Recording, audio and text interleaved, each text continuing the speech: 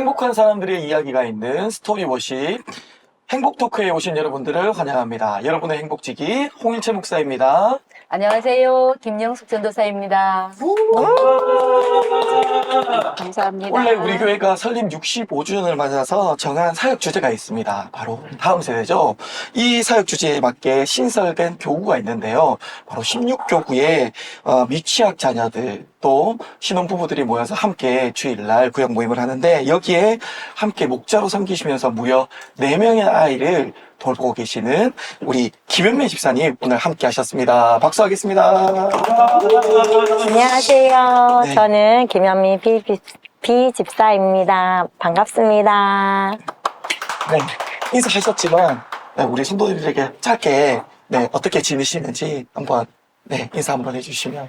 안녕하세요. 저는 내 아이를 키우면서 또 16교구 목자를 맡고 또 영화부를 잘 섬기고 있는 김현미 집사입니다. 반갑습니다. 네, 집사님께서는 첫 신앙생활을 어머니 슈퍼를 도우시다가 하셨다고 하셨는데, 그 어떻게 신앙생활을 하셨는지 한번 듣고 저희 싶습니다. 친정엄마가요, 슈퍼를 했는데, 그때 중풍병으로 한 20년 누워 계신 할머니를 돌보시면서 하셨거든요. 그래서 제가 도울 수밖에 없었어요. 그래서 제가 돕고 있는 동안 동네에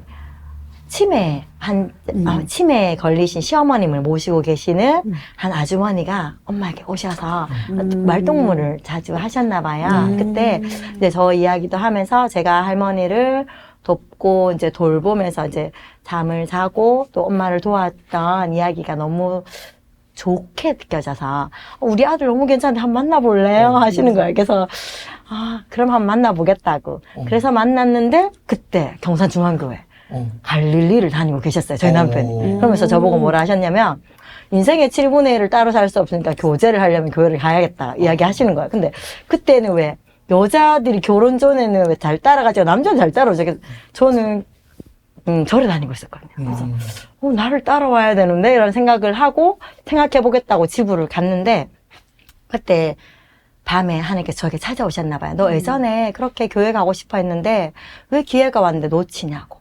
가겠다고 하라고. 그래서 제가 그날 바로 전화해서 가겠다고. 그래서 그 다음 주부터 이제 교회를 가게 됐어요. 근데 제가 그렇게 중학교 때 너무 가고 싶었던 건, 친구가 시험 기간 동안 걱정이 없는 거예요. 그래서 너 왜 그렇게 걱정이 없어 했더니 그 친구가 말씀을 주는 거예요. 너에게 그 걱정하는 키가 한치라도 잘하겠냐고. 그 말씀이 너무너무 부러워서 제가 중학교 때 한 몇 번 교회를 갔었거든요. 그 절에 다니고 있는데 남자친구를 소개받아서 남자친구가 교회 가야 된다고 하니까 교회를 따라 나선 거잖아요. 네네. 남자친구가 엄청 마음에 들었나 봐요. 그렇다기보다는 네, 그렇다고 이야기하겠네요. 그죠? 너무 좋았었어요. 네, 너무 좋았어요. 네네. 보통 그렇게 교회를 다니시면 사실 이렇게 따라가게 되잖아요. 네네.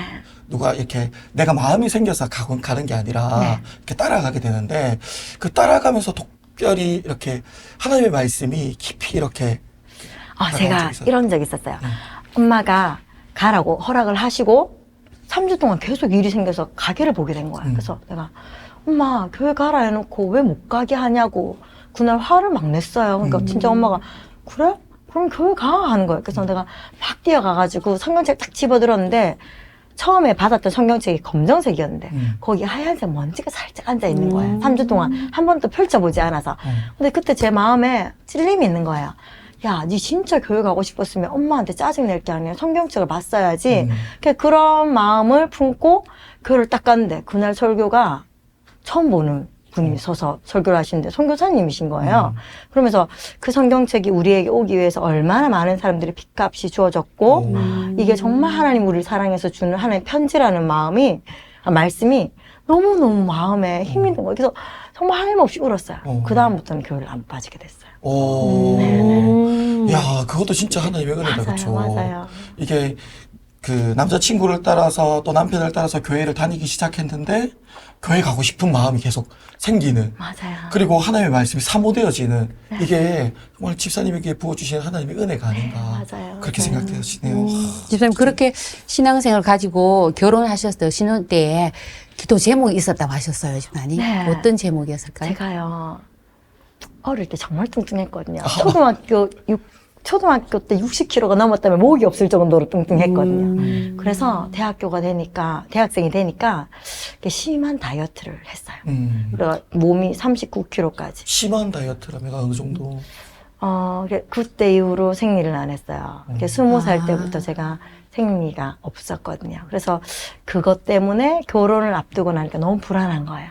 아이를 가질 수 없다는 불안감 때문에. 그래서 남편이 이야기했고, 저희 남편의 직업상 치료될 수 있을 거라고 생각하고 괜찮다고 하고 이제 기매로 이제 결혼을 해서 신혼집을 차려서 갔어요. 근데 제 마음에 불안하니까 그때 하나님 말씀 또 생각이 나는 거예요. 너에게 믿음이 있다면 이산보고 들려 저 바다에 던져지라 하면 그 믿음대로 된다고. 그 말씀 하나 붙들고 새벽 기도를 가기 시작했어요. 그랬는데 처음에 은혜가 됐는데 나중에는 막 졸다가 오고. 근데 한 날은 이상한 꿈을 꾼 거예요. 제가 아이 둘을 걸리고 하나를 업고 교회 앞마당을 올라가고 있는 거예요. 그래서 그게 나중에는 소망이 되는 거예요. 그래서 하나님 셋 주시려나 보다. 이렇게 그러면서도 기도를 하면 이루어지지 않는 현실을 바라보면서 낙심해서 하나님 나 기도 안 하고 싶어요. 나 하나님 만난 것만 해도 너무 행복하고 좋으니까 기도 안 할래요. 그럴 때마다 하나님께서 아브라함 말씀 주시고 한나 말씀 주셔서 포기 못하게 하시는 거예요. 그래서 계속 기도하면서 이게 기쁨이 넘치니까 이 아픔을 사람들에게 이야기하게 되는 거예요. 그래서 저에겐 이런 아픔이 있는데 하나님께서 해결해 주실 거라는 소망이 생겨요. 그런데 그러던 와중에 왜 가족이 왜 제일 힘들게 할 때가 있잖아요. 네네. 친정아빠가 야, 너 병원만 가면 되냐? 병원도 안 가보고 교회만 가면 되냐고. 내가 돼요 하면서 뒤돌아섰는데 하염없이 눈물이 쏟아지는데 하나님 들으셨죠? 네 입술에 고백대로 해주신다 하셨는데 기대해요 하고 돌아섰는데 그리고 나서 저는 잊어버렸는데 우연찮게 교회 수요 예배를 통해서 신유 집회를 가게 된 거예요. 거기서 이제 치료받은 사람 나오라 했는데 그때 저 마음 가운데 하나님이 믿음대로 역사하신다는 하나님이 강하게 들리면서 제가 그냥 믿음으로 일어나서 제가 부인과 치료받았다고. 그러고 나서 잊어버렸는데 생리를 하게 된 거예요. 그러고 나서 제가 첫째를 가지게 됐어요. 와. 네. 근데 그 첫째를 가진 것도 한 달 뒤에 아기가 안 생겼는데 병원 가니까 아무 문제가 없다고 기다려보라고 이야기를 하는 거예요. 그런데 생리도 안 하고 애도 안 생겼는데 하나님께서 어떤 우리 그때 김해 동부교회였는데 그 교회의 예배를 통해서 예전에 신유 집회에서 곱추였던 분이 이제 치료받았던 분이 저에게 직접적으로 딱 가르치면서 오늘 밤 꿈으로 말씀하실 거라 했는데 제가 그날 밤 태몽을 꿔서 하나님이 했다고 고백하게 하셨어요. 네. 와, 그렇구나. 네네. 그 생리가 안 되었는데 네. 진짜 하나님이 꿈으로 보여주시고 네. 새 아이를 보여주신 거잖아요. 그렇죠? 네네. 그리고 그렇게 계기를 만들어서 어떤 집회를 통해서 확신이 생기게 네. 하시고 그리고 첫째 아이를 가졌다 그렇죠. 그럼 첫째 아이를 낳았으면 그 뒤에부터는 지금 아이가 몸이 회복이 안 됐어요. 오. 그리고 또 제가 꿈을 받았잖아요. 그래서 2-3명을 이제 기대하고 있는데 몸이 정상이 안 되는 거 다시 아직까지 생리를 안 하는 거예요. 그래서 제가 기대하는 마음으로 또 새벽 기도를 가기 시작했는데 또 생리를 딱 하자마자 그래 이건 하나님의 메시지인가 보다 해서 방문마다 생육하고 번성하여 땅이 충만하라는 말씀을 또 써붙였어요. 그러니까 동네 언니가 놀러와서 야 뭐냐면서 이러길래 우리는 말씀이 부적이야. 써붙이면 하나님 역사하셔. 이러면서 제가 써붙였단 말이에요. 그랬더니 정말 그 언니가 웃으면서 너 이번 달 진짜 애기 생기면 내 교회 간다 이러는데 정말 그 달에 하나님이 또 아기를 주신 거예요. 그런데 그 언니는 알았어요. 그렇게 해서 둘째를 가졌어요. 네, 그렇구나. 지금도 아마 자녀를 기대하는 가정들이 참 많을 것 같아요. 맞아요. 그런 가정에 집사님의 이런 스토리나 어떤 이런 나눔이 참 힘이 될 것 같은데. 맞아요. 집사님 진짜 그런 처음에 하나님이 꿈을 주셨을 때는 아직 생리가 되지 않았잖아요. 네네. 그때 계속 이렇게 믿음으로 기다릴 수 있었던 힘이 뭐였어요? 저는 그렇게 생각해요. 하나님께서 말씀으로 끊임없이 찾아오셨고, 그리고 환경 또한 하나님께서 저에게 주신 선물이라고 생각하는데, 저희 남편이 참 신중하고 좀 입이 무거운 사람이거든요. 그래서 저의 그런 아픔을 너무 잘하니까 거기에 대한 내색조차 안 하고 그냥 너무 편하게 해주는 거예요. 그래서 그 모든 것들이 하나님께서 준비하셨고 은혜였다는 고백을 하게 되더라고요, 나중에. 아, 그렇구나. 집사님, 남편 되시는 집사님께서 집사님을 편안하게 기다릴 수 있도록 같이 함께 기다려주고, 네네. 기도해주고, 서포트해주는 아니요. 남편. 근데 기도를 정말 안 해주는 거야. 그래서 저는 이제 정말 믿음 안에서 같이 기도하면서 이렇게 조금 이렇게 힘을 모았으면 좋겠는데 네네. 그런 말 자체를 안 하길래 나중에는 물어봤었어요. 아기를 가지고 나서 이제 물어보니까 그 말조차도 누군가에겐 힘이 될 수 있으니까 자기는 그냥 기다려주는 게 더 좋았을 것 같다라는 그 말을 하는데 진짜 그랬을 것 같은 거야. 같이 기도하자 하면서 기도를 해도 아무 응답이 없을 때 오는 이제 낙심 같은 것들이 우리도 힘들게 했을 것 같다는 생각도 들고 제가 이제 딱 새벽에 이제 첫째가 임신됐을 때 남편 저 임신됐어 이랬을 때 저희 남편이 손을 딱 잡고는 미야 괜찮아 일단 병원 가서 확인하고 이야기하자. 자 이렇게 하는 사람이었거든요. 그래서 그 정도로 이렇게 좀 차분하고 중심이 딱 굳은 사람이라서 제가 그 시간을 정말 하나님만 바라보고 견딜 수 있었던 것 같아요. 그러면 처음에 집사님께서 꿈꾸던 자녀 3명을 안고 교회에, 그죠? 오는 꿈이 이루어졌잖아요. 그죠? 네네. 근데 집사님 막내 넷째가 지금 있잖아요. 그 막내를 낳게 된 또 이야기가 있다고 했습니다. 네. 저희 남편이랑 저랑 셋째도 아주 참 드라마틱하게 하나님 주셨는데, 넷째에 대한 입양의 생각을 하나님께서 주셨어요. 그래서 예배를 통해서 저희 남편이랑 저랑 입양을 했으면 좋겠다라는 생각을 하고 이제 기도하고 있었는데, 저희 남편이 그냥 시댁에 한번 이야기를 했는데 그 얘기를 듣고 이제 저희 시아버님이 이제 너무 조금 마음이 급하셨나. 친정엄마를 찾아가셨어요. 그래서 우리 친정엄마는 난리가 난 거죠. 이제 애 셋도 너무 힘들다 생각하는데 무슨 입양이냐고 절대 안 돼 하면서 그랬는데 그 말을 듣고 저희 남편이 그래 우리가 부모님을 거역할 수는 없으니까 이 정도로 하자. 우리 충분히 했다고 생각한다. 둘이 만나서 셋을 낳았으니까 우리 본전을 했지 않냐고. 우리 할머니는 했다고. 그러고 있었는데 제 마음에 그게 안 없어지는 거예요. 그러고 있다가 제가 한 2, 3년이 지나고 나서 다시 저희 남편이랑 이야기를 했는데 저희 남편이 난 솔직히 이제 좀 부담스럽다. 그 아이가 20살 때까지 내가 일을 해서 도와줘야 되는데 그럼 내가 65이나 되는데 나에겐 좀 부담스러운 일이다 이제 이렇게 이야기를 하길래 내가 말을 안 했었어요. 그러고 나서 하나님 저에게 소망을 주셨는 그 하나님께서 제때가 안 되더라도 아브라함에게 말씀 주시고 그 후대에 이루셨던 그 하나님을 기대하면서 우리 저의 밑에 자녀들일 때 만약 입양을 하면 제가 그때 적극적으로 축복하며 받아줄 수 있는 그런 그릇이 돼야겠다라는 생각을 하고 있었는데 그때 제가 정부에서 왜 부인과 검사 같은 걸 무료로 지원했잖아요. 그래서 제가 검사를 하러 갔을 때 저의 셋째까지 받아주셨던 선생님이 넷째 생기면 어떡하려고 그러냐고 그렇게 이야기를 하시는 거예요. 그래서 그때 그 말을 저희 남편이 했더니 저희 남편이 감사함으로 받을 거야 라고 이야기를 하시는 거예요. 그때 하나님께서 그 달에 주신 거예요. 근데 선물이야 라는 마음으로 주셨는데 제가 코로나 때문에 한동안 교회 문이 닫혔잖아요. 그래서 제가 우리 아이들이 이제 저는 한 아이마다 이제 특별하게 하나님께 주신 메시지가 있기 때문에 그 메시지들이 막 살아서 돌아다니니까 기도를 안 하러 다닐 수가 없잖아요. 그래서 새벽 기도를 가는데 우리 남편 너무 힘들어하는 거예요. 애들 깨서.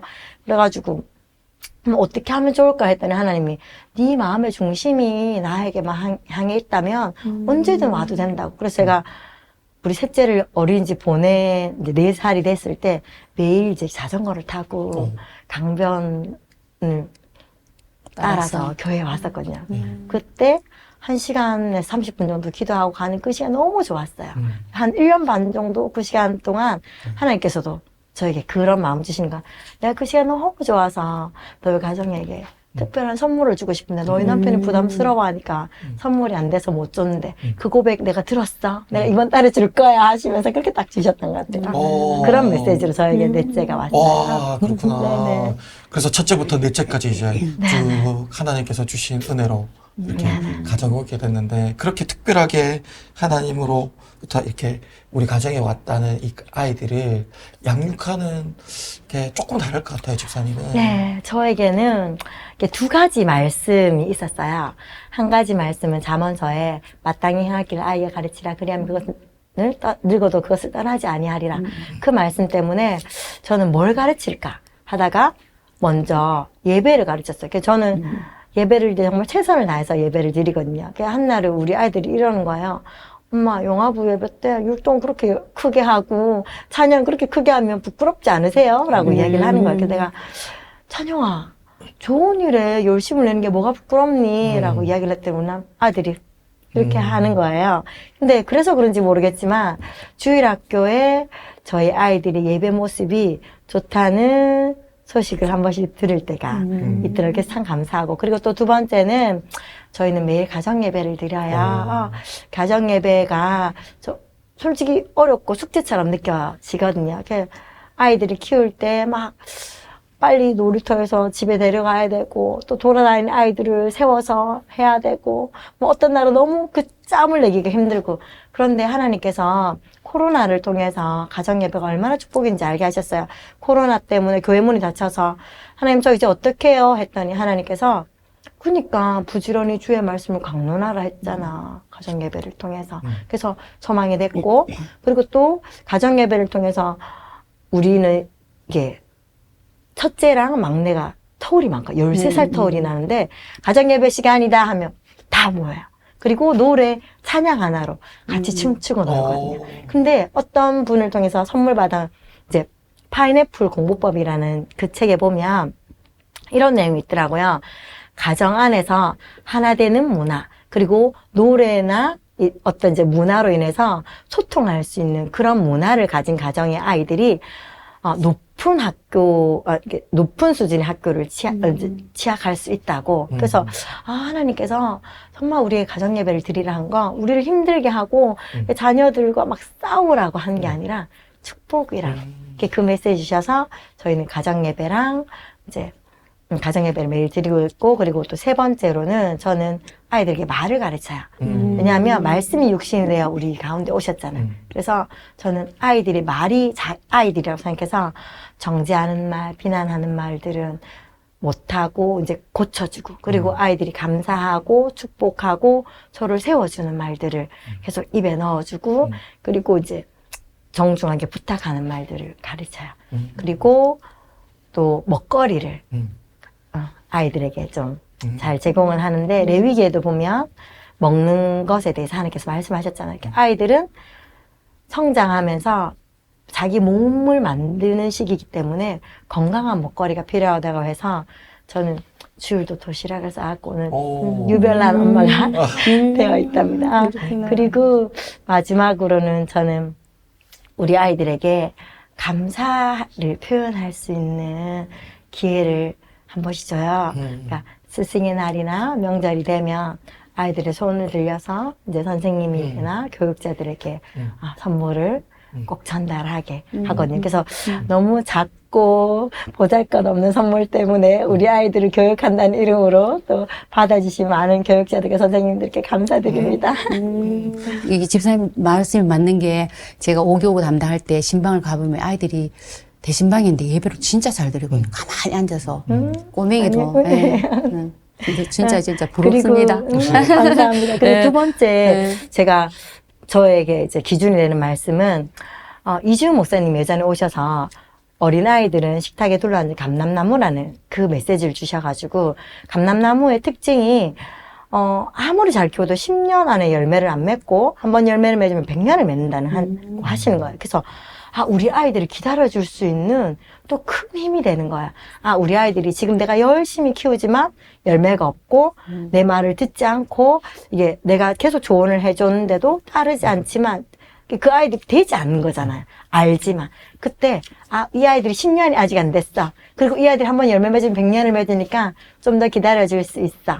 라는 마음 때문에 좀 더 너그럽게 아이들을 바라보고 온유하게 양육할 수 있는 또 그런 말씀이 되는 것 같았어요. 네. 정말 아들 4명을 키우는 게 쉽지 않을 텐데, 예, 양육할 때 얻게 된 뭐 은혜가 있습니까? 뭐 3가지 네, 말할게요. 네, 네. 하나는요, 제가 하나님한테 받은 사랑이 너무 많은데, 하나님께 너무 해드리는 게 없다고. 그랬을 때 하나님께서 저에게 그 메시지 주셨어요. 야, 누가 그 일 작다 했냐고. 나는 자녀를 키우는 일이 절대 작다 하지 않았다고. 나의 기업을 키우고 나의 미래를 키우는 일이니까 너 정말 열심을 다해서 최선을 다해서 해줄 수 있겠니라는 그 메시지가 제가 자녀를 양육하는데 저에게 사명처럼 느껴져서 참 잘 감당할 수 있었던 이제 은혜였고 또 2번째는 우리가 아이들을 키우면 실패하고 무너질 때가 참 많거든요. 나의 죄성이 너무 많이 드러나요. 이게 막 내가 왜냐하면 아이들은 어떻게 보면 저에게 맡겨진 약자니까. 제가 제일 이제 편하게 대할 수 있는 존재니까 무너질 때마다 하나님한테 가요. 하나님, 저 오늘 이렇게밖에 못했어요. 하나님, 저희 너무 무너진 모습 너무 잘 아시죠? 어떻게 하면 좋겠어요? 할 때 하나님께서 저에게 한 번도 이렇게 이야기하지 않으셨어요. 나 그럴 줄 알았어. 난 정말 안 되는 구제불능이야 라고 하지 않으시고 그래, 넌 죄인이야. 그거 인정하고 나에게 나오면 돼. 나는 포도나무에 너희는 가지라. 그가 내 안에 내가 그 안에 거하면 사람이 열매를 많이 맺나니. 그 말씀 붙들고 나에게 붙어만 있으면 내가 너를 바꿀 거야. 내가 너를 성장시킬 거야. 그 메시지가 저를 이제 항상 금방 일어나게 하는 또 메시지였고, 그리고 또 3번째는 제가 MBTI 보면 완전 계획형이거든요. 근데 아이를 키우면 계획대로 되지 않을 때 너무 많고 그래서 그때마다 하나님 내려놓을게요. 제가 최선을 다하지만 오늘 저에게 허락되지 않나 봐요. 이건 내려놓을 수 있게 하신 하나님을 찬양합니다 하면서 너무 편하게 넘어가는 거예요. 그런데 얼마 전에 저희 큰아들이 이러는 거예요. 엄마, 근데 엄마는 완전 계획형인데 너무 자유한 게 은혜인 것 같아요. 너에게도 그게 보이니? 너무 감사해. 엄마도 그래. 그래서 너무 좋아. 라고. 그 3가지 은혜가 제가 이제 딱 생각했을 때 나누고 싶었던 은혜입니다. 그렇구나. 네. 지금 그 실시간으로 보시고 계시는 성도님들도 많이 이제 응원의 댓글을 보내고 계신데, 서은주 성도님이 집사님을 통해 하나님의 하실 일을 기대하고 응원합니다. 라고, 또 건강한 우리 가족님이 멋진 현미 집사님, 또 제자로라는 아이디를 가지신 분이 집사님께서 늘 어린 자녀를 안고 업고 교회와 가정에서 주를 향한 열심은 늘 도전이 됩니다. 뭐 이렇게 계속 이렇게 응원 댓글들을 많이 올려주고 계신데요. 감사합니다. 집사님 사실 4명의 아이, 남자아이 4명이잖아요. 네네네. 이게 진짜 쉽지 않을 텐데, 그렇게 이제 하시면서 이렇게 많은 여러 가지 자녀를 양육하는 방법들, 이런 것들로 이제 이렇게 쭉 해오신 경험들, 은혜들, 이런 것들을 가지고 지금 이제 16교구 목자를 섬기시잖아요. 네네. 16교구 성도들에게 진짜 자녀들을 양육할 수 있는 조언을 해주실 수 있는 게 있다면? 제일 큰 조언은요. 네. 하나밖에 없어요. 하나님한테 날마다 나아가는 거. 어떤 분이 이제 자녀를 양육할 때 상처를 줄 수밖에 없잖아요. 우리는 죄인이니까. 우리의 입술을 통해서 항상 축복하고 이제 세우는 말을 해야 되지만 우리는 그런 사랑을 못 받고 항상 이제 부모들로부터 억압이나 저주와 이제 정죄의 말을 듣고 자랐기 때문에 아이들을 상처 줬잖아요. 근데 저는 하나님 만나고 나서 그게 두렵지 않은 거예요. 왜냐하면 제가 그렇게 안 보일지 몰라도 제 옛날에 18번이 난 아무도 날 사랑하지 않아. 난 정말 사랑받지 못해. 라는 말을 너무 많이 하고 살았거든요. 근데 하나님 안에서 너무 치료가 되면서 그 옛날에 상처들이 다 달란트로 쓰이는 거예요.